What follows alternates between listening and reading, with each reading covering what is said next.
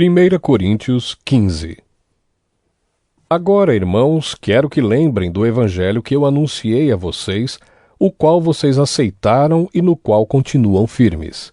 A mensagem que anunciei a vocês é o evangelho, por meio do qual vocês são salvos, se continuarem firmes nele, a não ser que não tenha adiantado nada vocês crerem nele. Eu passei para vocês o ensinamento que recebi e que é da mais alta importância. Cristo morreu pelos nossos pecados, como está escrito nas Escrituras Sagradas. Ele foi sepultado e no terceiro dia foi ressuscitado, como está escrito nas Escrituras. E apareceu a Pedro e depois aos 12 apóstolos. Depois apareceu de uma só vez a mais de 500 seguidores, dos quais a maior parte ainda vive, mas alguns já morreram. Em seguida apareceu a Tiago e mais tarde a todos os apóstolos. Por último, depois de todos, ele apareceu também a mim, como para alguém nascido fora de tempo. De fato, eu sou o menos importante dos apóstolos, e até nem mereço ser chamado de apóstolo, pois persegui a Igreja de Deus. Mas, pela graça de Deus, sou o que sou, e a graça que Ele me deu não ficou sem resultados. Pelo contrário, eu tenho trabalhado muito mais do que todos os outros apóstolos. No entanto, não sou eu quem tem feito isso, e sim a graça de Deus que está comigo. Assim, não importa se a mensagem foi entregue por mim ou se foi entregue por eles. O importante é que foi isso que todos nós anunciamos, e foi nisso que vocês creram. Se a nossa mensagem é que Cristo foi ressuscitado, como é que alguns de vocês dizem que os mortos não vão ressuscitar? Se não existe a ressurreição de mortos, então quer dizer que Cristo não foi ressuscitado. E se Cristo não foi ressuscitado, nós não temos nada para anunciar e vocês não têm nada para crer. E mais ainda, nesse caso estaríamos mentindo contra Deus, porque afirmamos que Ele ressuscitou Cristo. Mas se é verdade que os mortos não são ressuscitados, então Deus não ressuscitou Cristo. Porque se os mortos não são ressuscitados, Cristo também não foi ressuscitado. E se Cristo não foi ressuscitado, a fé que vocês têm é uma ilusão, e vocês continuam perdidos nos seus pecados.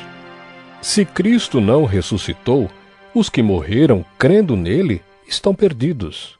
Se a nossa esperança em Cristo só vale para esta vida, nós somos as pessoas mais infelizes deste mundo. Mas a verdade é que Cristo foi ressuscitado, e isso é a garantia de que os que estão mortos também serão ressuscitados. Porque assim como por meio de um homem veio a morte, assim também por meio de um homem veio a ressurreição. Assim como por estarem unidos com Adão todos morrem, assim também por estarem unidos com Cristo todos ressuscitarão. Porém, cada um será ressuscitado na sua vez. Cristo o primeiro de todos, depois os que são de Cristo quando ele vier, e então virá o fim. Cristo destruirá todos os governos espirituais, todas as autoridades e poderes, e entregará o reino a Deus, o Pai, pois Cristo tem de reinar até que Deus faça com que ele domine todos os inimigos. O último inimigo que será destruído é a morte. As Escrituras Sagradas dizem: Deus pôs todas as coisas debaixo do domínio dele. É claro que dentro das palavras todas as coisas não está o próprio Deus, que põe tudo debaixo do domínio de Cristo.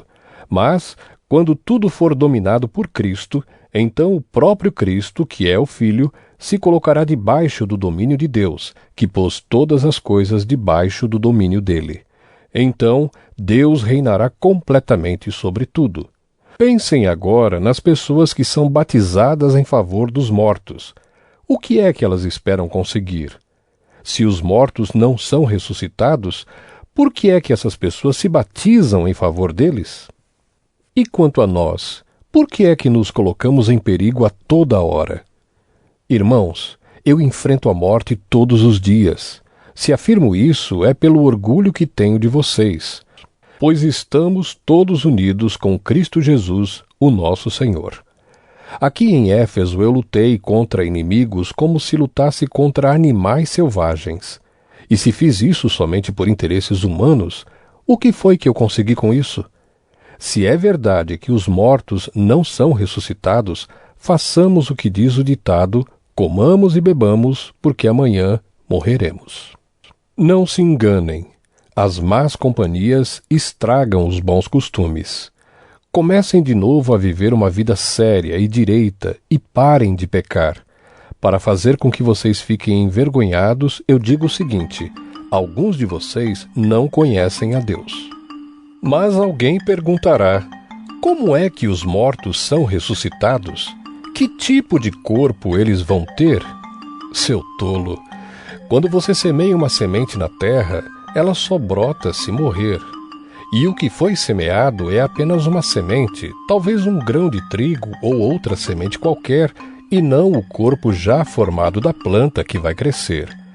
Deus dá a essa semente o corpo que Ele quer e dá a cada semente um corpo próprio. E a carne dos seres vivos não é toda do mesmo tipo. Os seres humanos têm um tipo de carne, os animais outro, os pássaros outro e os peixes ainda outro. Há também corpos do céu e corpos da terra.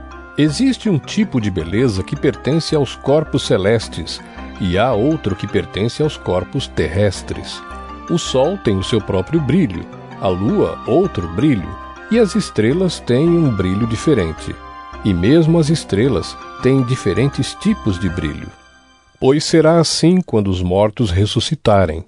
Quando o corpo é sepultado, é um corpo mortal, mas quando for ressuscitado, será imortal. Quando ele é sepultado, é feio e fraco, mas quando for ressuscitado, será bonito e forte. Quando é sepultado, é um corpo material, mas quando for ressuscitado, será um corpo espiritual. É claro que se existe um corpo material, então tem de haver também um corpo espiritual, porque as Escrituras Sagradas dizem: Adão, o primeiro homem, foi criado como ser vivo. Mas o último Adão, Jesus Cristo, é o Espírito que dá vida. Não é o espiritual que vem primeiro, mas sim o material. Depois é que vem o espiritual. O primeiro homem foi feito do pó da terra, o segundo veio do céu. Os que pertencem à terra são como aquele que foi feito do pó da terra. Os que pertencem ao céu são como aquele que veio do céu. Assim como somos parecidos com o homem feito do pó da terra, assim também seremos parecidos com o homem do céu. Meus irmãos, o que eu quero dizer é isto: o que é feito de carne e de sangue não pode ter parte no reino de Deus, e o que é mortal não pode ter a imortalidade. Escutem bem este segredo: nem todos vamos morrer, mas todos nós vamos ser transformados num instante, num abrir e fechar de olhos, quando tocar a última trombeta. Ela tocará, os mortos serão ressuscitados como seres imortais e todos nós seremos transformados.